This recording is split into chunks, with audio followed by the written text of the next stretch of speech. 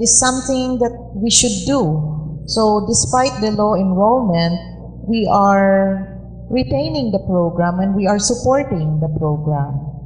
So we know that that is our responsibility, that is the role of UP, because it is important for us to be able to understand our past.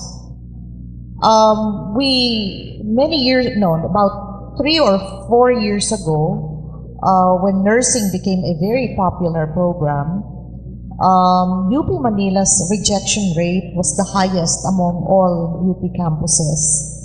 UP Manila's rejection rate was 96%. Because there were on average, there have been about 14,000 applicants to the nursing program. If we merely want to respond to market forces or economic forces, we could take in the 14,000 and collect as much tuition. But we did not. We did not even increase our quota. We retained it at 70. And that explains why we have a very big rejection rate. What we would like, in determining whether a program should go, we should look also at what the other universities and colleges are offering. I have always said this many times. The college enrollment profile in the country shows that 40% of the college students in the Philippines are enrolled in courses like commerce, business, education. And that explains why there is an oversupply of teachers and commerce and business graduates. So why should, for example, UP offer these programs when there are other universities that are offering these programs perhaps at the same level of quality that UP is offering? UP's college enrollment profile is not like the country's enrollment profile. 50% of our students are in science and technology. And that is a kind of profile that we would like to maintain because we believe that a large scientific manpower base is what this country needs. So if we offer certain programs, it is because these are the programs relevant and responsive to national imperatives. And it is really not all the time based on economic and market forces. Okay, thank you very much, Madam President. Professor Salazar, I think there is your partly the answer that you are seeking, but in my mind, I think it's the way you propose this program and the way you support it. In terms of its rationale, in terms of its justification, how it's going to contribute to to a new thinking about society, about culture. It has to be supported, with very strong arguments. I think that's the only way you can do it. And, the president is right here. I'm sure she will listen to you. Thank you, Dr. Santos. We have a question from UP Mindanao with moderator Professor Dennis Sumailo. UP Mindanao, please come in. Good afternoon. My name is Dennis John Sumailo, a faculty member of the College of Humanities and Social Sciences, UP Mindanao. One of the students of the BA Communication Arts program would like to ask this question. In what ways should UP contribute in the prevention of cultural extinction in the context of arts and culture? In what ways should UP contribute in the prevention of cultural extinction in the context of arts and culture? Thank you very much.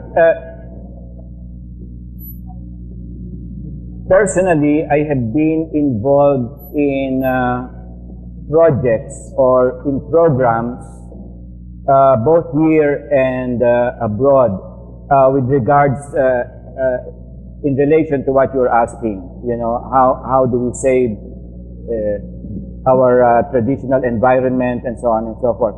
One of the main ideas regarding this issue is to empower the cultural purveyors. In other words, when I was still with the International Music Council in UNESCO, we used to have a program called Many Musics, and one of the main organs of that program was to empower or give due recognition to the purveyors of traditional cultures. In our case, it's of course the old masters in the different villages, because these old masters possess all the wisdom, all the knowledge about the environment. It's not us. It's not Harvard that will tell us what to do. These are the people, and therefore, the more we empower them, perhaps within the academic context, of UP. Of course, UP now is, and I think this is the very reason why we have all these regional campuses, in order to empower the regions. So we can translate that into, in the domain of culture, art and culture. So this is my idea about it. We have a question from UP Cebu. UP Cebu, please come in. Good afternoon. My question is, given the varied strands of identity claims, the different micro-units within UP, how do we reconcile these with a culture reflecting that universalness based on an amalgam of different knowledges?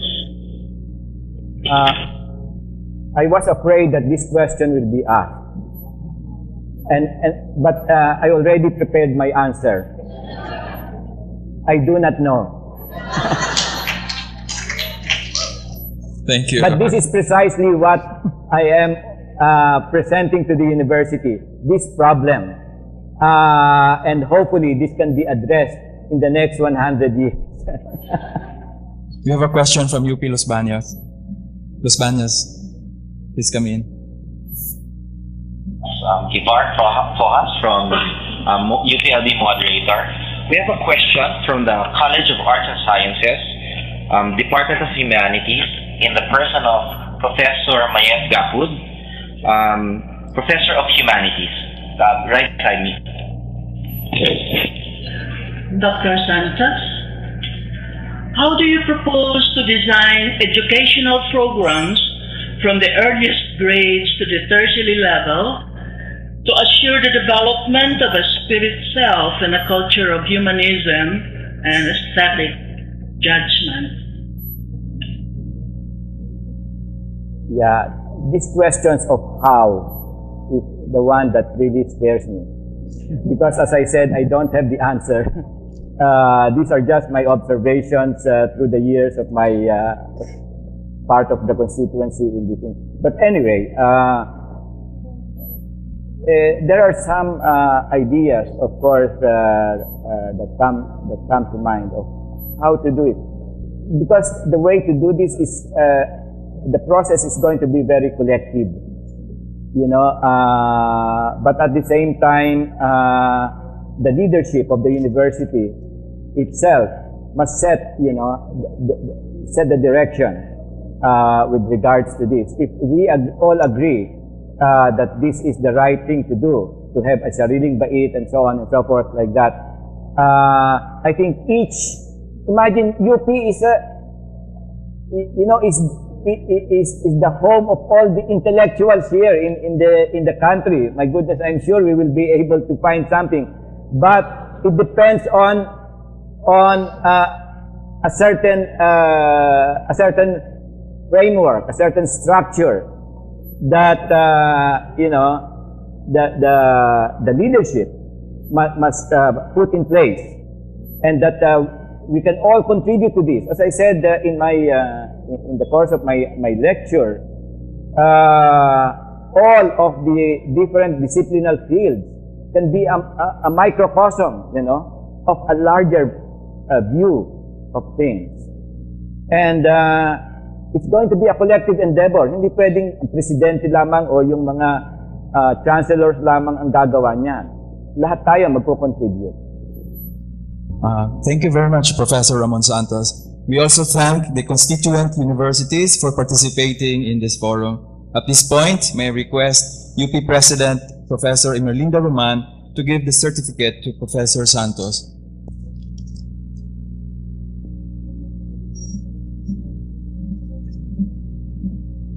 Before I give the certificate of appreciation to our Centennial Fellow, Dr. Ramon Santos, I'd like to thank him for that very interesting lecture. It's a good way to end our Centennial Lecture Series. It was announced earlier that the 29th lecture ends today. So it's December and we are bringing to a close the celebration of the University Centennial. I have said many times that the Centennial Lecture Series is the centerpiece of our celebration. We have received very good feedback from those who attended the lectures, and I think this is something that we can continue, something that we should not just do during the centennial year, something that is doable, and something that I think many of us have developed or taken an interest in. So we're going to talk about this in UP and maybe look into the possibility of having discussions and conversations, lectures and talks like this in the university. I'd like to also take this opportunity to thank the campuses for their cooperation, and especially the organizing committee headed by Vice President for Academic Affairs, Amelia Guevara. It was at first a nightmare for them. They did not know how to begin and how it would go. But it turned out very well, and I think it is because they were very diligent and patient. So congratulations to the organizing group. I also would like to thank our Centennial Fellows. You know, having the lineup of Centennial Fellows, if you look at the lineup, you'd see that we do have really great men and women in this institution. Makes us feel proud that we are part of UP, because we have them in our ranks. I also would like to thank our invited guests, those coming from outside, and our colleagues and our friends. This has been a good year, and but I think it is all because you have all cooperated and joined us in this very big project. So now I would like to present this certificate of appreciation to University Professor Ramon Santos. The University Professor rank is the highest university rank in UP. There are only few people who are accorded this rank and title. We have Dr. Ramon Santos, and I see one in the audience, Dr. Cecilia Florencio, also a university professor.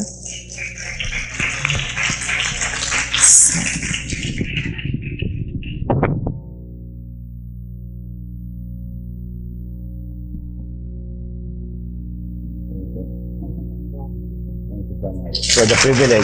Yeah.